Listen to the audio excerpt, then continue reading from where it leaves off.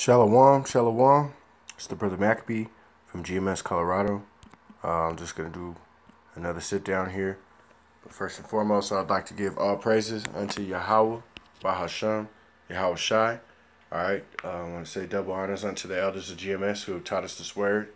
Alright, are the true leaders of Israel, whether you can accept that or not.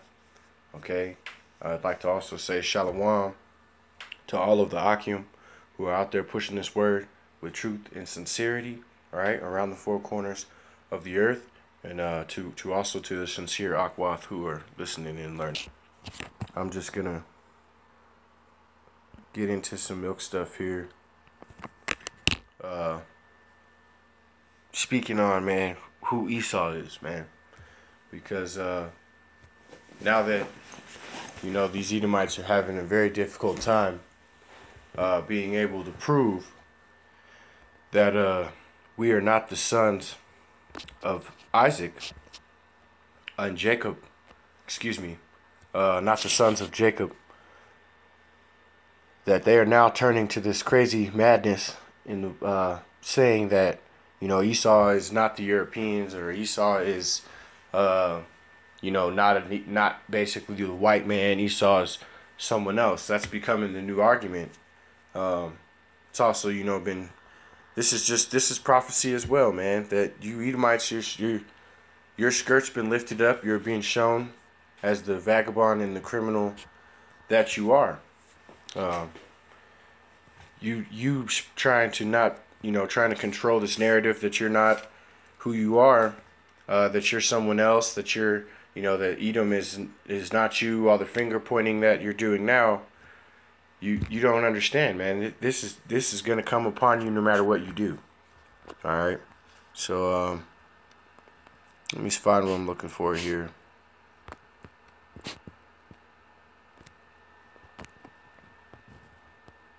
And yeah, man, I'm gonna start.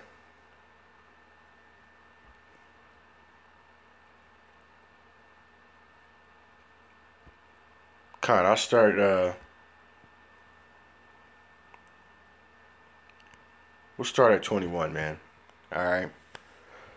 And Isaac entreated of Yahweh for his wife because she was barren. And Yahweh was entreated of him. Salakia, this is Genesis the 25th chapter. And I'm at the 21st verse, okay? And it reads, like I was reading. And Isaac entreated of Yahweh for his wife because she was barren. And Yahweh was entreated of him. And Rebekah his wife conceived. Okay, and the children struggled within her and said, if it be so, why am I thus? And she went and inquired of Yahweh. All right, so this woman who was barren has conceived now, all right, through the grace and power of Yahweh Bashem Yahweh Shai, and also of course the sperm of Isaac, all right, the seed of Isaac. And the children within her womb were struggling within her. That's pretty easy to understand, right? Most people don't get twisted on that. I would assume. You would have to assume that, right? And Yahweh said unto her, 2 nations are in thy womb, 2 manners of people shall be separated from thy bowels, and one people shall be stronger than the other people. Okay? And the elder shall serve the younger. All right? So, that's pretty clear cut and dry as well, man. When you look at athletes like Wayne Gretzky, who was an absolutely fantastic hockey player, and once again, LeBron James, who's really the better athlete? Not to take anything away from what Wayne Gretzky was, or even a guy like Bo Jackson, man. Jake is superior to Esau in every way. There's really, you cannot argue that point, man. All right. And Salakia. And when her day to be delivered were fulfilled, behold, there were twins in her womb. And the first came out red. This is the first mention of that anywhere in the scriptures, man. That someone is being their color or their pigment is being mentioned and described. All right, this doesn't happen all that often but the times that it is mentioned, it's mentioned as the color red or white. Correct? Okay, and the first came out red all over like a hairy garment, and they called his name Esau. Okay, Esau came out with a red pigmentation, man. All right, not covered, necessarily in hair like a little fur ball, but he came out and his skin was red, the same way that most Edomite babies are, and the way that they look. And after that, his brother came out and took hold of Esau's heel, and his name was called Jacob. All right. And Isaac was 80 old when she bare them, and the boys grew. Esau was a cunning hunter and a man of the field, and Jacob was a plain man dwelling in tents. All right. So Esau liked to be the things that Edomites do, man. Hunt, hike, fish, things of a mountaineer nature, nature. And Jacob likes to be kicking it in the tent, man. Burning incense and hanging out. All right.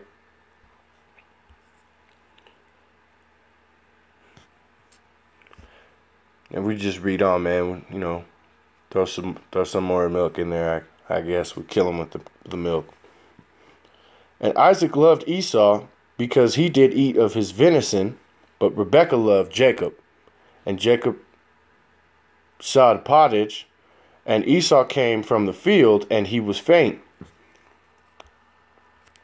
All right, and Esau said to Jacob, feed me, I pray thee, with the same red pottage, for I am faint. Okay, therefore was his name called Edom. All right. Edom, eating of the, eating raw pottage, man, raw meat, in a sense. Okay, the way that a lot of Edomites do enjoy their meat, somewhat raw or actually raw. And a lot of you can't say that you don't eat your meat raw because you put it on YouTube that you get down on raw meat all the time. That's just an Edomite thing. For I am faint, therefore his name was called Edom. Okay, and Jacob said, sell me this day thy birthright. All right. And Edom can't go back on this, man. All right. This is what you did, Jake, ever since. Okay. And Esau said, behold, I am at the point to die, and what profit shall this birthright do me? And Jacob said, swear to me this day. And he swore unto him, and he sold his birthright unto Jacob. And then Jacob gave Esau bread and pottage of lentils, and he did eat and drink, and arose and went away. Thus Esau despised his birthright. All right, so you gave away your own birthright. No one forced this upon you, made you do this. Anything of that nature, man. And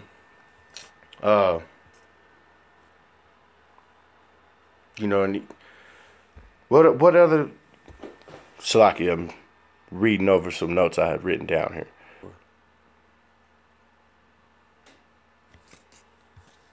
Oh,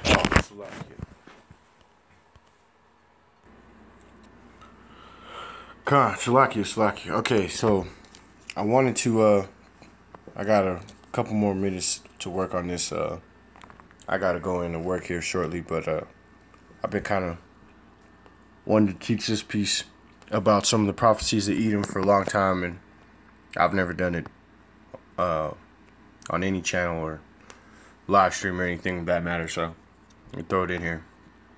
But this is some of the prophecies of Edom as the Romans and Greeks, man, as the empire. These are Edomites, the Edomite nations, and this is just a prophecy of. I'm in the book of Ezra. This is second Ezra. Chapter 2, verse 11.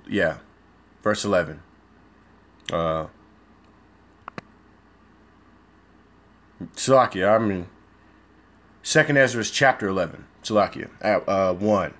All right. And then I Then saw I a dream, and beheld there came up from the sea an eagle, which had 12 feathered wings and 3 heads. And I saw and beheld, she spread her wings all over the earth, and the winds of the air blew on her, and she gathered together. And I beheld out of her feathers there grow other contrary feathers, and they became little feathers and small. But her heads were at rest, and the head in the midst was greater than the other, yet rested with it the residue. All right. Moreover, I beheld, and lo, the eagle flew with her feathers and reigned upon the earth, and over them that dwelt therein. And this is your Roman Empire, you know, these Roman emperors. And it gets, you know, you could get deeper on this, but I'm just kind of scratching the surface of it. And I do have further notes on this. I just have to, I don't currently have my actual Apocrypha with me. And I saw that all things under heaven were subject unto her, and no man spake against her, no, not one creature upon earth. And I beheld, and lo, the eagle rose upon her talons, and spake to her feathers, saying, Watch not all at once, sleep every one in his own place, and watch by course, but let the heads be preserved for the last. And I beheld, and lo, the voice went not out of her heads, but from the midst of her body. And I numbered her contrary feathers, and behold, there were 8 of them. And I looked and beheld on the right side, and arose one feather, and reigned over all the earth. So it was that when it rained, and the end of it came, and that the place thereof appeared no more, so the next following stood up and reigned and had a great time. All right, and these are your repeated Edomite nations ruling upon the earth. Okay. And it happened that when it rained an end of it came also like the first, so that it appeared no more. Then came there a voice unto it, Hear thou that thou hast borne rule over the earth so long, this I say unto thee, thou beginnest to appear no more. All right. There shall none after thee obtain unto thy time, neither unto the half thereof. Then arose the third, and reigned as the other before, and appeared no more also. So it went with all the residue, one after another, as that every one reigned, that then appeared no more. I beheld, and lo, the process of time, the feathers that followed stood upon the right side, that they might rule also, and some of them ruled within a while they appeared no more. For some of them were set up, but ruled not. After this I looked, beheld, 12 feathers appeared no more, nor the 2 little feathers. There was none upon the eagle's body, but the 3 heads that rested, and 6 little wings. Then saw I also the 2 feathers divided themselves from the 6 remaining under the head that was upon the right side, for the 4 continued in their place. And I beheld, for lo, the feathers that were under the wing thought to set up themselves to have the rule. I beheld, and lo, there was one set up, but shortly it appeared no more. And the second was sooner than the first, and I beheld, and remained that the 2 that remained also themselves to reign. When they thought they were awakened, one of the heads that were at rest, namely it that was in the midst, it was greater than the 2 heads. Then I saw the 2 heads were joined with it, and behold, the head turned with them and that were in it, and did eat up the 2 feathers under the wing that would have ruled. But this head put the whole earth in fear, and bare rule in it over all those that dwelt upon the earth with much oppression, and it had the governance of the world more than the wings that had been. Okay, this is how America is, man. This is how the Western world is now. And after this I beheld, and lo, the head that was in the midst suddenly appeared no more, like as the wings, but there remained 2 heads which also sort of sought to rule the earth over those that dwelt, and I beheld the head on the right side, devoured it that was upon the left side. And then the head of the voice which said unto me, Look before thee, consider the thing that thou seest. All right. And I beheld, lo, there was a roaring lion chased out of the wood, and I saw that he sent out a man's voice unto the eagle, and said, Hear thou, I will talk with thee, and the highest shall say unto thee, Art thou it that remainest of the four beasts whom I made to rule in my world, that the end of their time might come of them? All right. And the fourth came over all the beasts that were that were past, and had power over the world with great fearfulness, and over the world compassed of the earth, which much wicked oppression and so long time dwell upon the earth with deceit. He upon the earth with deceit, for the earth has thou not judged with truth, for hast thou afflicted the meek, thou hast hurt the peaceable, thou hast loved liars, and destroyed the dwellings of them that brought forth fruit, have cast down the walls of such did thee no harm. Therefore is thy wrongful dealing come up against the highest, and thy and thy pride upon the mighty. And the highest hath also looked upon the proud times, and behold, they are ended. His abominations are fulfilled, and therefore appear no more. Thou eagle, nor thy horrible wings, nor thy wicked feathers, all right, nor thy malicious heads, nor thy hurtful claws, nor thy vain body, all right, that all the earth may be refreshed and may return, and being delivered from thy violence, and that she may hope for the judgment and mercy of him that made her. All right. And that eagle and that beast, that those wings, those represent these Edomites, their nations, their different names that they've called themselves under, whether it be Rome, Greece, Edom, what's the word I'm looking for? The America, Great Britain. It doesn't matter. You Edomites are all the same, and you are that beast, and the Lord is going to cast you out, man, for your violence and wickedness, man, that you've covered the earth with. All right, and we'll get into more of this the next time I can sit down and do some more. I hope this video was somewhat edifying. I will dive deeper into this.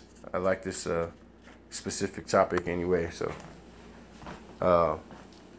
with that being said, let me say all praises unto Yahweh, Ba'ashem, Yahweh Shai.